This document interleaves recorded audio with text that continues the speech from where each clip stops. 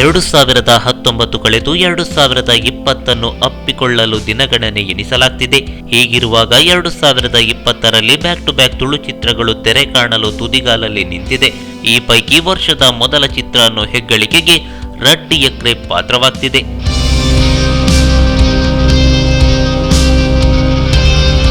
ಹೌದು, ವಿಸ್ಮಯ್ ವಿನಾಯಕ್ ನಿರ್ದೇಶನದ ರಡ್ಡಿ ಎಕ್ರೆ 2020 ತುಳು ಚಿತ್ರಗಳ ರಿಲೀಸ್ಗೆ ನಾಂದಿ ಹಾಡ್ತಿರೋ ಚಿತ್ರ.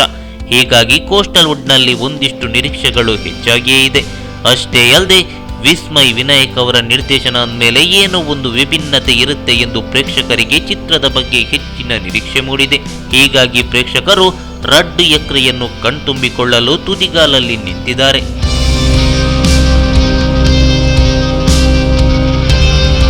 ಜನವರಿ 10ರಂದು ತುಳುನಾಡಿನಾದ್ಯಂತ ಏಕಕಾಲದಲ್ಲಿ ತೆರೆ ಕಾಣೋ ರಡ್ಡಿ ಎಕ್ರೆ ಈಗಾಗಲೇ ಕಲಾವಿದರ ಎಕ್ಸ್ಪೀರಿಯನ್ಸ್ ವಿಡಿಯೋ ಮೂಲಕ ತುಳುನಾಡಿನಾದ್ಯಂತ ಸಾಕಷ್ಟು ಸದ್ದು ಮಾಡ್ತಿದೆ.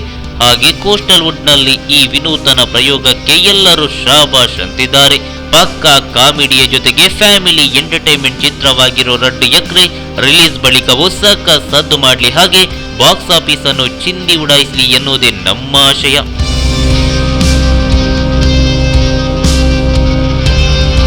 ಈ ಮಾಹಿತಿ ನಿಮಗೆ ಇಷ್ಟ ಆದರೆ ಕೋಸ್ಟಲ್ ಕನ್ನಡ ಪೇಜ್ಗೆ ವಿಸಿಟ್ ಮಾಡಿ, ಸಬ್ಸ್ಕ್ರೈಬ್ ಬಟನ್ಗೆ ಕ್ಲಿಕ್ ಮಾಡಿ.